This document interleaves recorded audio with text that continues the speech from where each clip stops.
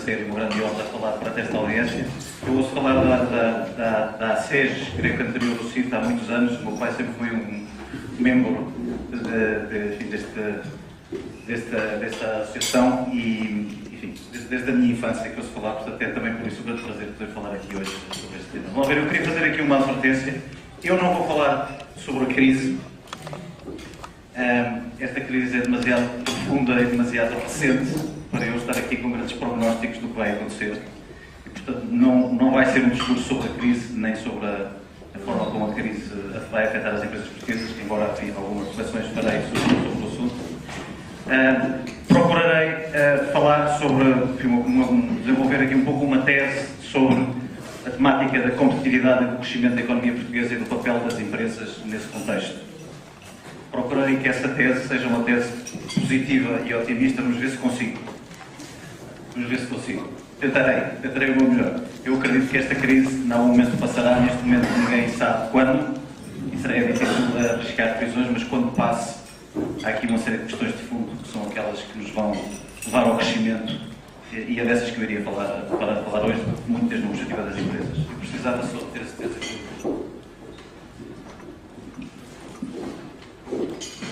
Como consultor que sou, terei que me socorrer do PowerPoint, peço perdão por isso, mas enfim, há coisas que são como são. Portanto, vamos lá ver, eu queria falar aqui fundamentalmente dos três pontos. Primeiro, farei aqui uma breve análise.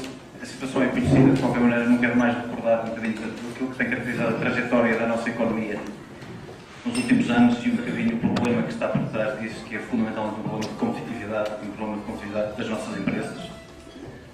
No segundo capítulo, onde procuro desenvolver a tese de que há formas de ser esta crise e que não há que ser, digamos, pessimista e negativa e que há razões para ter esperança e que é preciso nós acertarmos com uma série de questões e, em particular, sermos capazes de ser partícipes de um conjunto de tendências globais que, do meu ponto de vista, são muito importantes e que, se formos capazes de participar delas de alguma maneira, elas nos podem portar para fora, digamos, da situação que estamos. E depois terminarei com algumas sugestões e algumas ideias concretas, umas de caráter mais geral, outras mais concretas, sobre coisas a fazer para justamente capturar a oportunidade. Vou começar pelo primeiro ponto sobre o enquadramento da nossa economia. A ver, isto é uma situação que é conhecida de todos. Nós temos vindo a ter uma situação de crescimento económico em queda e em divergência progressiva da Europa.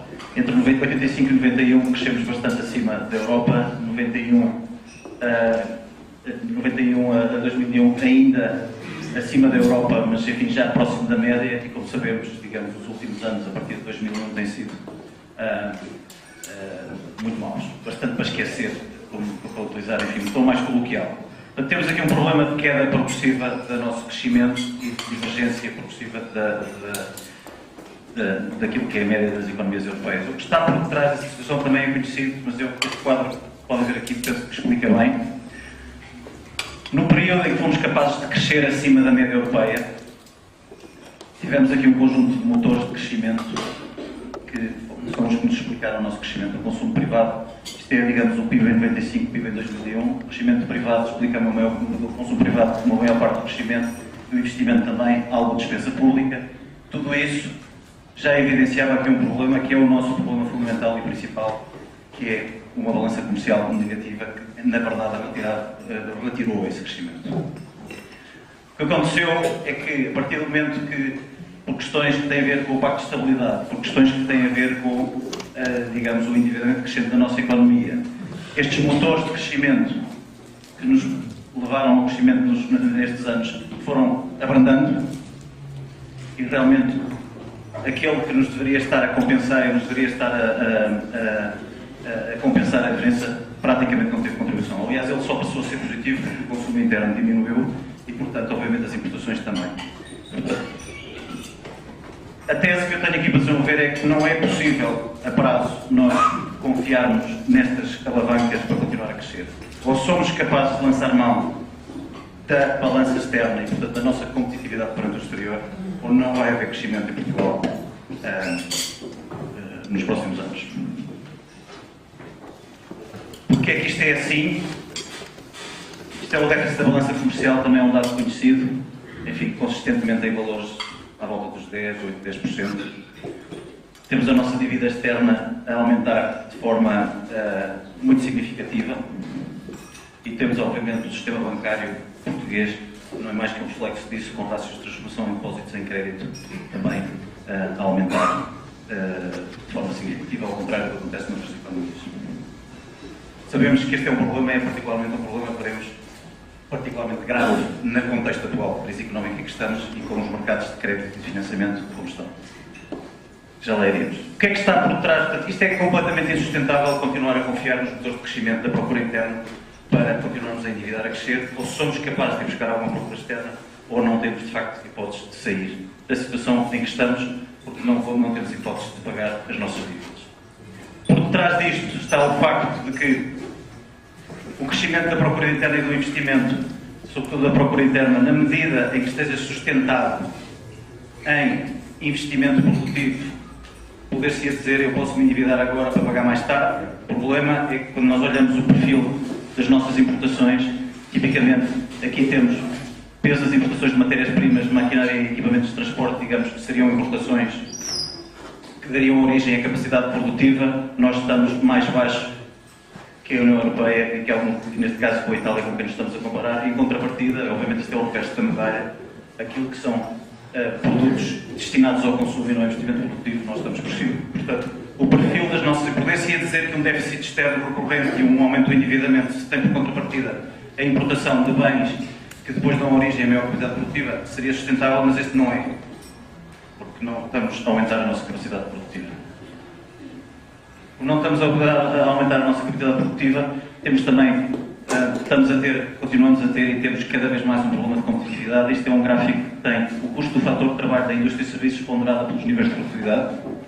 Portanto, no fundo, é uma medida das horas de produtividade horária, o que custa a nossa hora, e, portanto, temos vindo uma vez mais numa situação, desde 99 temos vindo uma vez mais a divergir da Europa e, portanto, estamos a perder competitividade. Isto é, não temos capacidade de exportar nem de substituir importações através do nosso tecido produtivo. Como dizia eu, nos tempos passados em que os mercados de crédito estavam meio adormecidos e que os Estados e os bancos e os sistemas financeiros continuavam-se a financiar em condições relativamente aceitáveis, digamos que estávamos todos um bocadinho anestesiados e, portanto, continuávamos a acumular aquela dívida externa e a sustentar aquele tipo de débitos. Como estão as coisas hoje em dia, isto é totalmente impossível.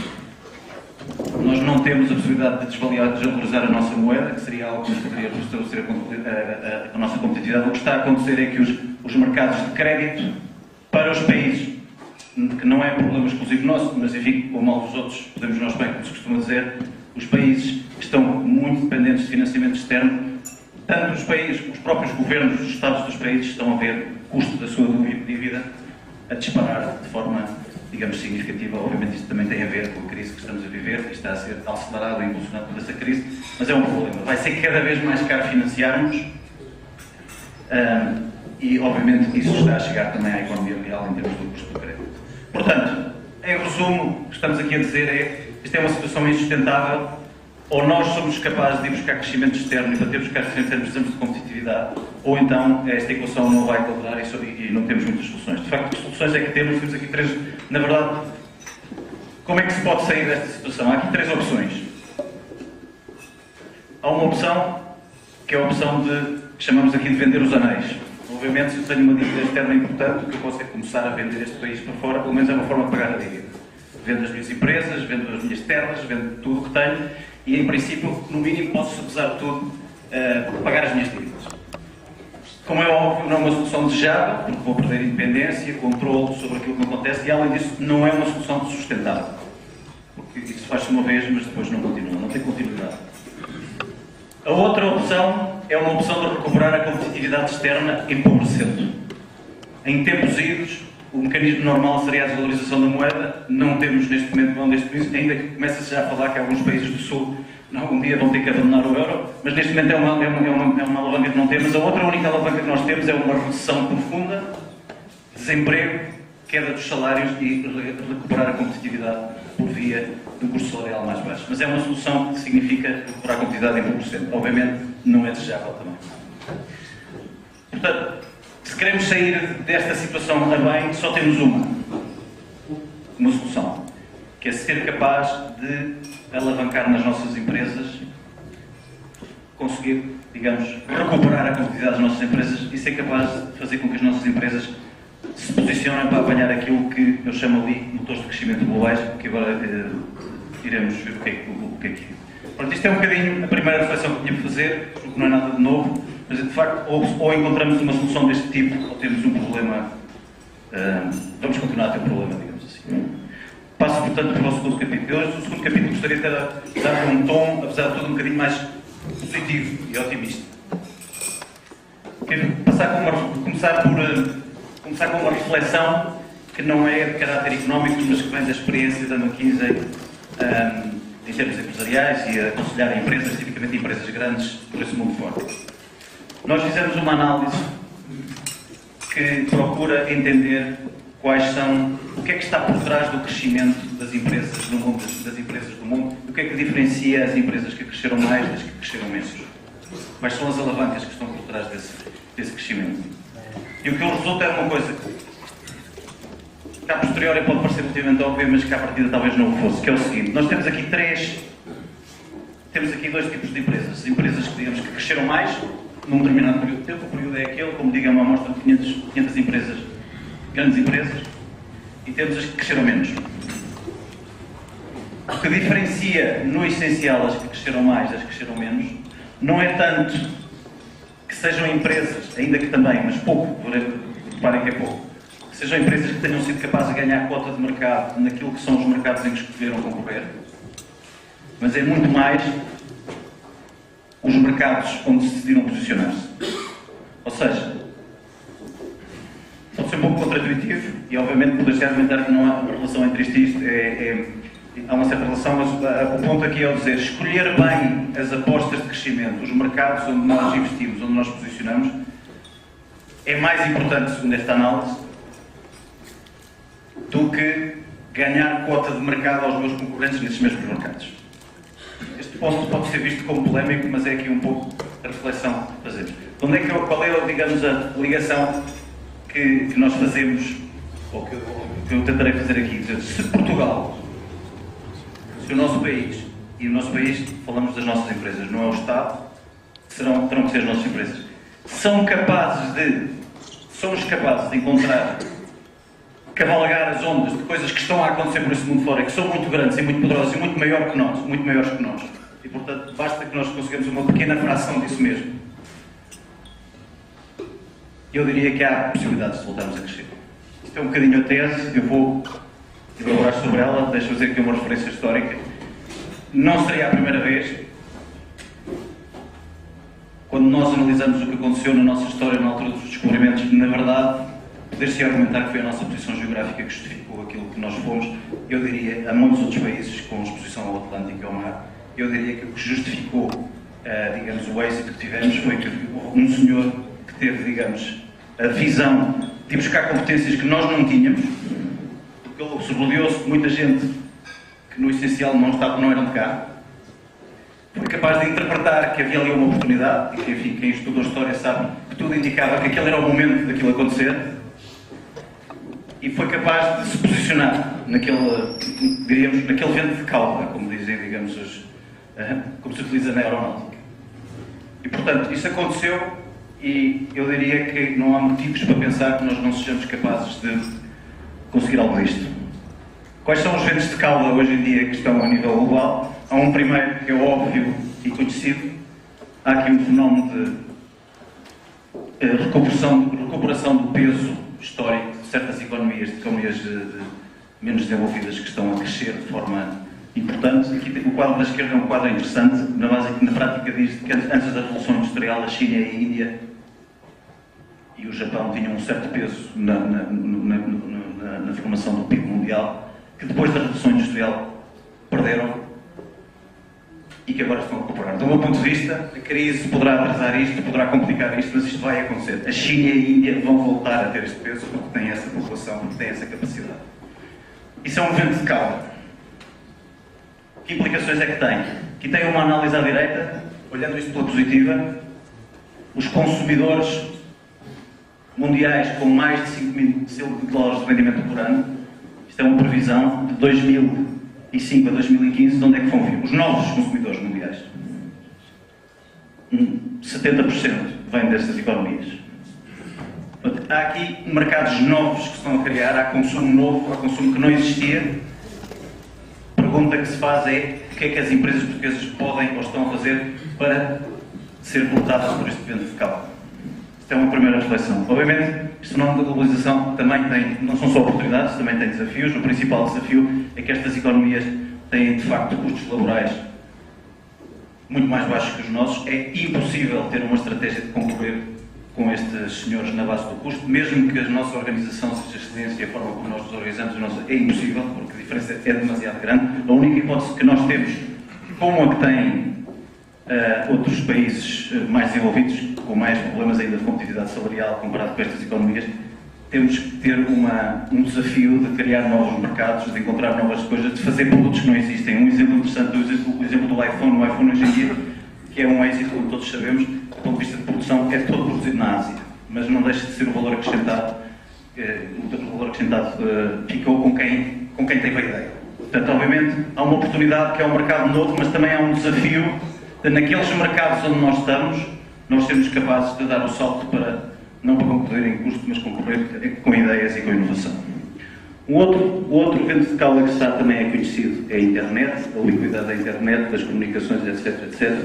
Do nosso ponto de vista, este é um fenómeno que é imparável, que está aí, todos nós conhecemos isto, vai mitigar muito a distância e o isolamento que caracterizou a nossa economia.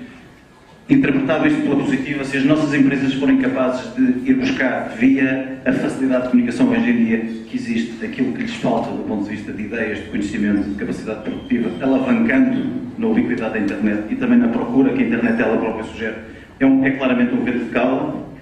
O outro vento de cauda que não tem a ver com a globalização, tem a ver com a questão demográfica.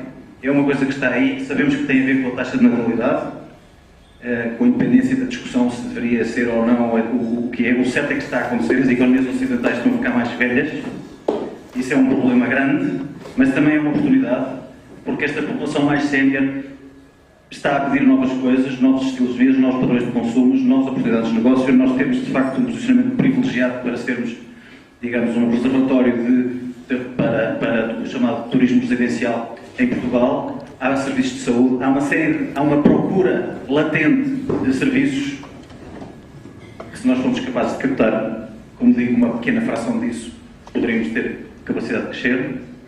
E, obviamente, há aqui todo o fenómeno das novas energias, do consumo energético, da necessidade de produzir energia mais eficiente, mais limpa, e essa também é um vento de cauda. Eu não quero com isto dizer que estes são todos os ventos de cauda que há, estou a mencionar aqueles que são mais conhecidos. O ponto é, são mudanças brutais, fundamentais, são marés que vêm aí, que aliás estão já a percorrer o mundo. Esta crise, algumas destas vai frená-las um bocadinho, mas do nosso ponto de vista são coisas que estão aí para ir para lá da crise. Nós somos de facto uma balsa pequena nesse oceano. Se formos capazes de ter as nossas empresas, se forem capazes de encontrar 2 ou 3 ou 4 nichos, obviamente temos ligações privilegiadas com certas economias que estão a crescer também muito, Angola, Brasil, etc, etc. Enfim, não quero desenvolver uma tese, isto é algo que pertence aos empresários, não pertence aos governos, pertence aos empresários aproveitar, mas achamos que há suficiente vento de cauda para, se as apostas forem corretas, nós podermos sair para a frente.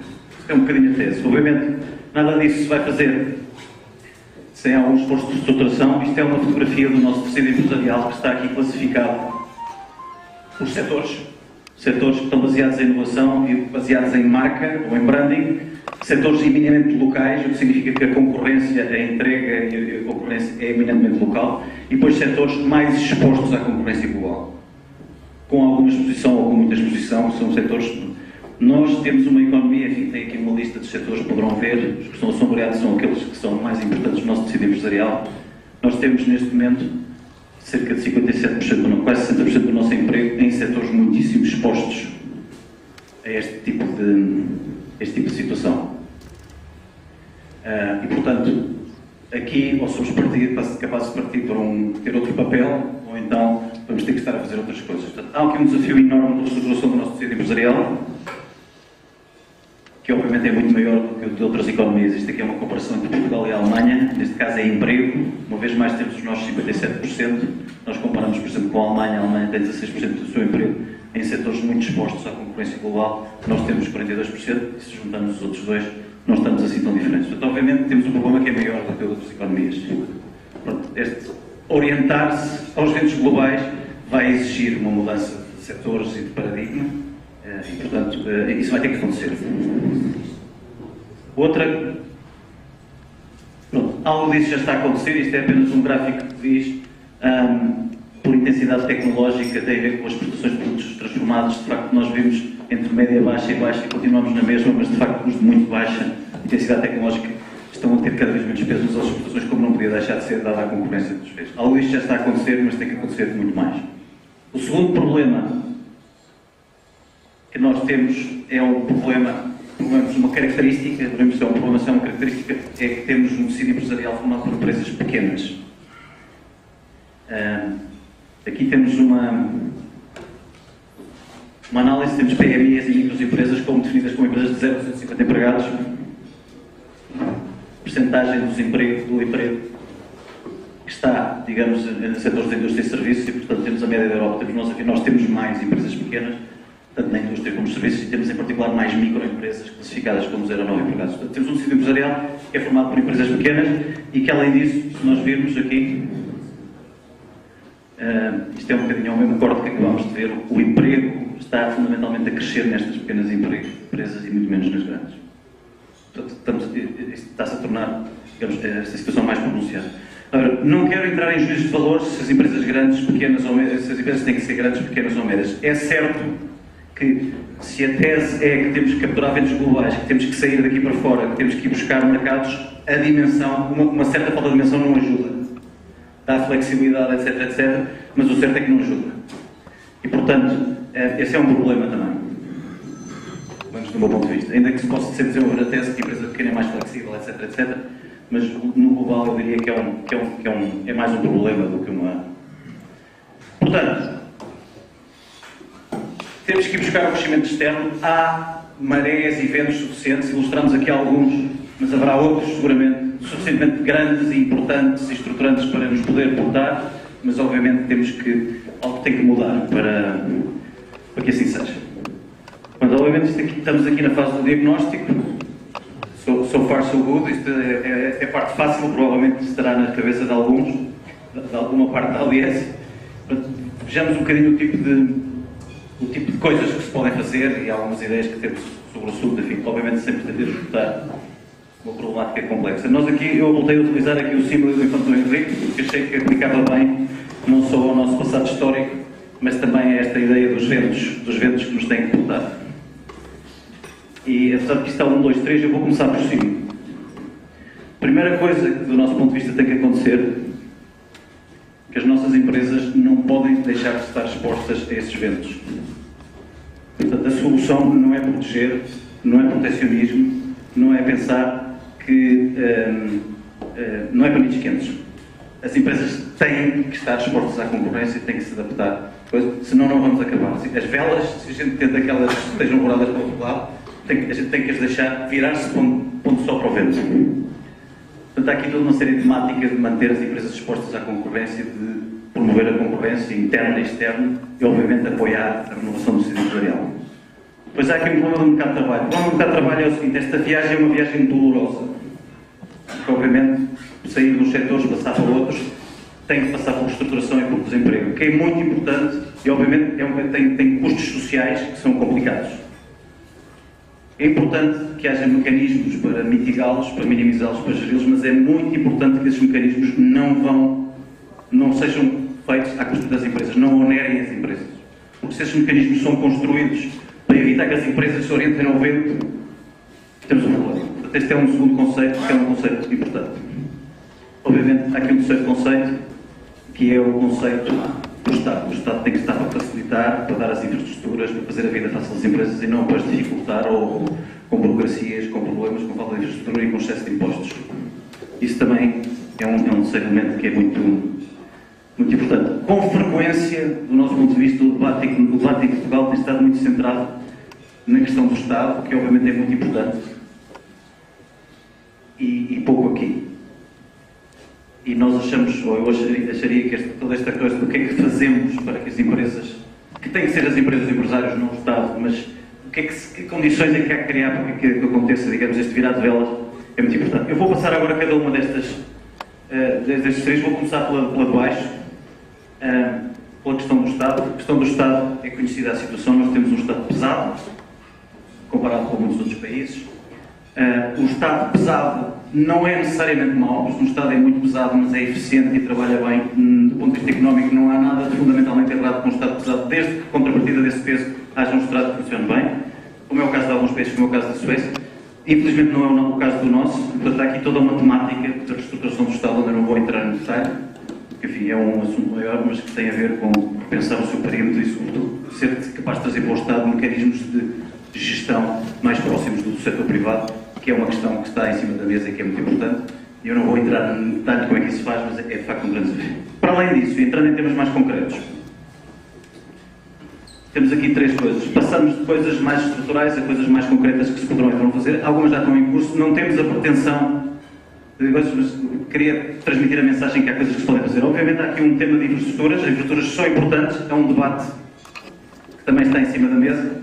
E obviamente há todo o tipo de opiniões sobre esta questão das infraestruturas. Tem que ser boas infraestruturas, não há infraestruturas. Todos sabemos que o estado de futebol não é uma infraestrutura que sirva para, digamos, orientar para os ventos globais, mas há outras que sim. Portanto, era importante ter uma visão objetiva desta situação. Não vou entrar em detalhes. Para além disso, há aqui um termo, uma temática de simplificar a relação da empresa com o Estado, agilizar licenciamentos comerciais, industriais e território. Há um problema enorme na justiça, como todos sabemos. Não é um problema muito complicado do ponto de vista conceptual de resolver, porque é um problema de gestão, de organização de processos, mas a verdade é que não está resolvido. Há todo o tema de simplificar a administração e a contabilidade das empresas e há uma série de questões que têm a ver com simplificar a relação das empresas com o Estado. Ser mais transparente. O Estado é um cliente muito importante, é um pagador muito importante. Há simplificar as relações da empresa com o Estado, inclusive agilizar o pagamento das empresas do Estado às empresas, que também, como sabemos, é um grande problema. Finalmente, há todo um tema de reduzir a carga fiscal e, sobretudo, utilizar a carga fiscal para ajudar as empresas a orientar-se aos tais ventos dominantes. Passo rapidamente ao segundo. Penso, enfim, já estou a entender. Um segundo problema que nós temos, eu já estou naquela segunda parte dos marinheiros, digamos assim, é obviamente toda a questão do mercado de trabalho. Temos o problema do Arco da Velha, como se vê por este quadro. Mas o problema do Arco da Velha, de facto, nós não temos suficiente gente formada, nem com ensino, portanto, isto aqui é secundária superior, portanto, é um problema sério. Este é um problema muito sério. E, portanto, esse problema tem que ser resolvido e também não se resolve em 2 dias. Não se resolve em 2 dias, há coisas que se podem fazer, definir as qualificações de base da entrada no mercado, 12º ano como mínimo, divisar o ensino técnico profissional, apostar numa série de disciplinas que são aquelas que vão apetechar as pessoas para a tal globalização, nomeadamente o inglês, mas também outras. Fazer muito melhor isto que em outros países faz-se muito melhor, que é esta ideia de fazer os estudantes passar pelas empresas em estágios, etc, etc. Todo este tema do empreendedorismo tem que estar muito mais presente, porque há aqui uma questão de atitude mental, de cultura de risco, de não estar dependente do Estado, nem do emprego, digamos. E, portanto, há aqui uma questão de formação mental que é importante e, obviamente, há aqui outras questões que têm a ver com a atividade docente. Nós, na McKinsey, temos vindo a trabalhar ultimamente bastante em sistemas educativos por esse mundo fora e há uma coisa que registamos que é um bocadinho uma verdade lá para Alice, mas não deixa de ser interessante a reconhecer. A qualidade de um sistema educativo é diretamente proporcional à qualidade dos seus professores. Os bons sistemas educativos dos bons países, dos nórdicos, de Singapura, etc., são sistemas, estamos a falar desde a primária até à superior, onde a carreira docente está muito valorizada, é tipicamente bem paga. Os melhores alunos do liceu e das universidades muitas vezes vão para a carreira docente. São menos, mas melhores. Por exemplo, dados como o número de alunos que dá aula, etc, etc, que são totalmente irrelevantes, ou são largamente irrelevantes para explicar a diferença de desempenho dos sistemas educativos, e isso tem a ver com o ser capaz de pegar um professor e de ser capaz de fazer dos professores que nós temos demasiados, vai ser um desafio importante e, enfim, não fácil. E, obviamente, há todo um tema na temática de cooperação entre escolas e empresas. Eu queria fazer só aqui também uma provocação, para além de dizer estas coisas, que algumas delas são conhecidas, que é a seguinte.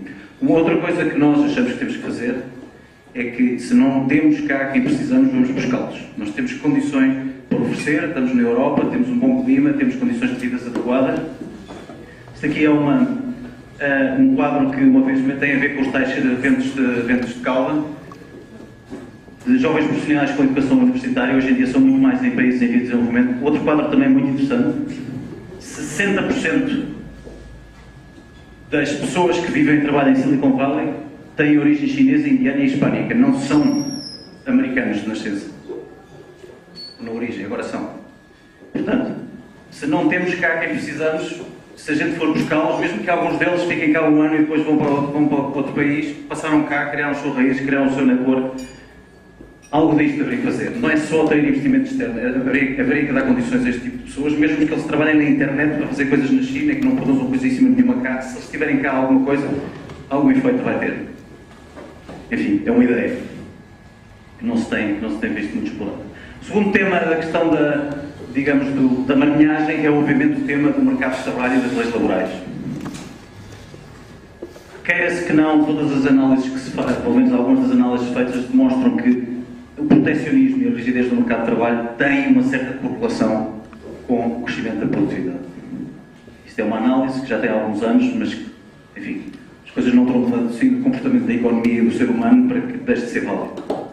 De facto, há uma correlação. Neste caso, isto é o crescimento da produtividade, digamos, é uma segunda derivada, mas é indiferente. A questão que se põe é: há aqui uma correlação. A rigidez do mercado laboral e a rigidez associada às temáticas do mercado laboral é um problema que evita que impede a estruturação. Eu tenho aqui um exemplo, um bocadinho também com a ideia de provocar um bocadinho.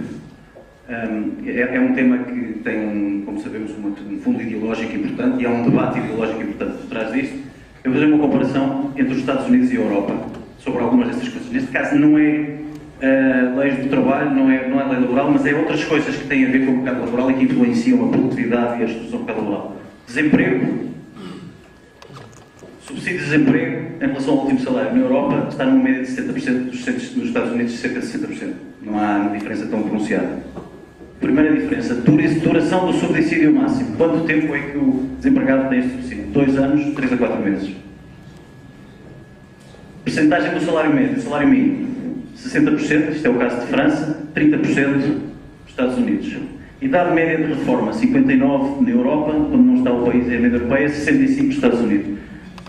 Financiamento das reformas ou das pensões: para os 40% mais pobres em ambas as geografias é muito parecido, mas para os 40%, digamos, com mais rendimentos, obviamente o sistema americano está muito mais centrado no financiamento privado. Conclusão: a contribuição da Segurança Social para o PIB muito mais baixa nos Estados Unidos que na Europa. Pronto, obviamente, quando se olha para este quadro, assim, obviamente isto é uma escolha, tipicamente o que as pessoas dizem, isto é uma escolha. Nós, europeus, estamos dispostos a ceder parte do nosso crescimento para ter uma rede social mais robusta e menos dura. A verdade é que os dados não confirmam que o sistema europeu seja melhor do que o americano. Aqui temos taxa de participação na vida ativa, obviamente, muito maior nos Estados Unidos. Os incentivos que as pessoas têm a participar na vida ativa são muito maiores, até porque parte das reformas estão a ser para aqueles que ainda são pagas por rendimentos de trabalho. Taxas de desemprego: isto aqui é uma média, digamos, os valores aparentes são os atuais, portanto há aqui uma certa convergência dado o efeito da crise, mas em médias históricas são 8,3 na Europa, 6 nos Estados Unidos. Este indicador é um indicador muito interessante. Em média, um desempregado nos Estados Unidos está no desemprego cerca de 3 meses, na Europa está de 10 a 40, dependendo dos países. Isto é, obviamente, não há nada mais duro para um desempregado do que estar desempregado durante muito tempo. E depois, também se costuma dizer que, obviamente, mas os rendimentos das pessoas mais baixas dos Estados Unidos são muito piores que na Europa. Os factos não confirmam isso necessariamente. Aqui temos os 2 quintis inferiores, mas obviamente nos Estados Unidos é um pouco maior. Obviamente a dispersão de rendimentos é maior nos Estados Unidos. Portanto, eu não quero dizer que o sistema americano seja o melhor. Temos feita a consciência que mudar para o sistema americano num país europeu não é possível, desde logo de um dia para o outro. De qualquer das maneiras, há aqui uma série de, digamos,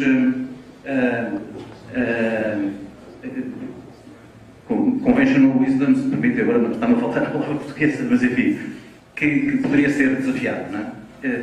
Este é um aspecto muito importante. Há outros sistemas, há o sistema sueco, por exemplo, é um sistema onde é muito mais generoso do ponto de vista da proteção, só que toda essa generosidade é paga pelo Estado e não é imputada às empresas. Essa é outra solução. Portanto, não há soluções únicas, mas o ponto que isto tem que ser resolvido, tem que ser resolvido. Temas concretos, para passar um bocadinho mais, baixar um pouco mais à terra, promover a fluidez do mercado de mercado, utilizar os incentivos fiscais, associá-los a variações líquidas no emprego, liberalizar a idade de reforma, obviamente todos os temas de contrato por mútuo acordo, que se puder agilizar isso será importante, e obviamente mecanismos de proteção, mais investimento em reconversão, alterar o subsídio de desemprego, questionar a falta de possibilidade do subsídio de desemprego, enfim, apostar na capitalização para a segurança social, etc. Enfim, são coisas concretas, muitas delas estão na agenda, são mais fáceis de dizer do que fazer, mas alguma coisa tem que ser feita no sentido de criar um tal mercado de trabalho fluido e operante. Eu vou para o terceiro ponto, que tem a ver com as velas, ou que seja com as empresas. E o ponto que faria é outra vez o ponto da concorrência. Isto é um quadro que vem, já circulou por aí bastante, vem de um estudo que fizemos em tempo com o Ministério da Economia sobre o tema da concorrência e da produtividade, etc. E temos uma ilustração que ilustra bem. Do nosso ponto de vista, do ponto de vista, digamos, do setor empresarial, a concorrência está dito ali de forma provocatória, é um bocadinho a mãe de todas as virtudes. As empresas têm que estar expostas à concorrência. A concorrência é aquilo que nos faz a nós e às empresas dar o melhor de nós. E, portanto, se esse mecanismo não está, não há forma da produtividade nem da competitividade se desenvolver. Isto é assim, é humano e é como é. Isto é um exemplo concreto. Aqui temos Portugal e França. A constatação de partida era que nós tínhamos uma rentabilidade, uma produtividade muito melhor, muito menor no retalho alimentar. E a explicação é relativamente simples.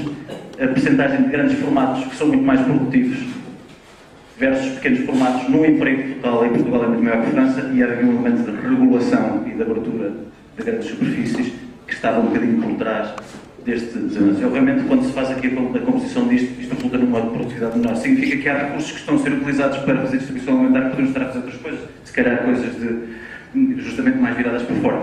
E a regulação que explica, em grande medida, isto que aqui está. Portanto, a concorrência vem de duas virtudes, não há aqui uma dinâmica de assegurar que protecionismo não, distorções à concorrência também não, e má regulação também não. Estamos num momento em que má regulação está sempre falada no sistema financeiro, pode ser insuficiente ou pode ser demasiada em alguns casos, portanto é preciso, são alavancas muito importantes. Dito isto, e para além destas considerações genéricas, há coisas concretas que se podem vir fazendo. Eu não vou entrar aqui no detalhe, enfim, acho que já vamos avançados, um bocadinho avançados na hora, mas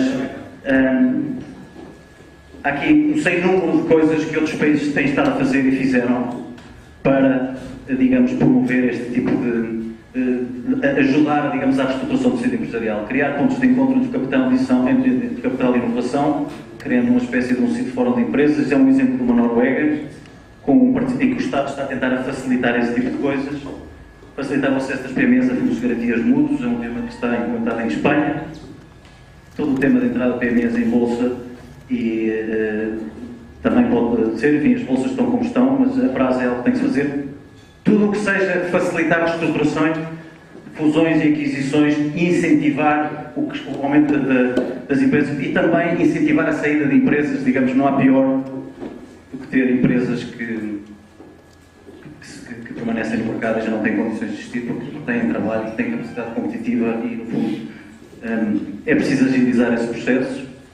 Criar uma nova agência de apoio à PMEs. Na Inglaterra eles fizeram um chamado Small Business Service britânico, que é uma agência que está vocacionada para apoiar as PMEs em tudo o que é tramitação administrativa, criação de empresas, gestão de cobranças fiscais, promoção de microcapital, etc, etc. Enfim, há coisas que se podem fazer. Eu estou-me aqui a perder muito tempo com isto. A única coisa que eu quero dizer é assim, mensagem é, há coisas concretas e possíveis que podem fazer, algumas estão em marcha, outras não, mas este é o tipo de coisas que é preciso fazer para apoiar. Há aqui uma última reflexão que faço para terminar. Nós achamos, e isso também é um tema que tem um certo debate ideológico e a ortodoxia económica não sempre está de acordo, mas nós achamos que o investimento estrangeiro é uma alavanca importante. Se nós temos um tecido empresarial, assim como a atração de talento externo vai ser uma alavanca importante, o investimento estrangeiro não pode deixar de ser. E, portanto, os países que tiveram êxito no crescimento, em muitos casos, Singapuras, etc., países pequenos, como o nosso, Irlanda, etc., na verdade, em grande parte, para além de temas que já falamos aqui, tem a ver com a capacidade de trazer para dentro a capacidade empresarial que não existia. Aqui temos o estoque de investimento estrangeiro da Irlanda versus Portugal, como evoluiu, e obviamente o caso da Irlanda é um caso interessante porque começaram por atrair investimento industrial puro e depois foram capazes de ir derivando investimento em atividades de maior valor acrescentado. Eu agradeço, digamos, a paciência com que escutaram. Só faria aqui, vou terminar aqui com uma reflexão final. No fundo, sintetiza o ponto de vista que eu trouxe aqui hoje. O nosso problema central é a falta de publicidade das empresas, é nisso que nós devíamos centrar, era para aí que deviam estar apontadas todas as baterias dos nossos políticos e dos nossos empresários, por definição. A nossa falta de crescimento e desenvolvimento tem a ver com este problema. Neste país, do nosso ponto de vista, obviamente, as empresas, em última instância, são as que vão ter que tomar as suas decisões, mas o problema número 1 é este, e muitas vezes o Estado é um problema subsidiário. É possível, do nosso ponto de vista, recuperar a nossa competitividade se formos capazes de alinhar as empresas com coisas de grande dimensão que estão a acontecer à nossa volta. Nós somos pequenos, uma pequena parte disso a nós pode nos levar muito longe, e para que isso aconteça, as reflexões que traríamos aqui à consideração são estas. Há que expor as empresas à concorrência, porque assim não é solução, é preciso encontrar soluções para as consequências dessa exposição que não onerem as empresas. E, obviamente, o Estado pode e deve facilitar, eventualmente, mais do que tem feito. Eu ficaria por aqui. Agradeço uma vez mais o tempo e a paciência e estarei, obviamente, disponível para o próximo.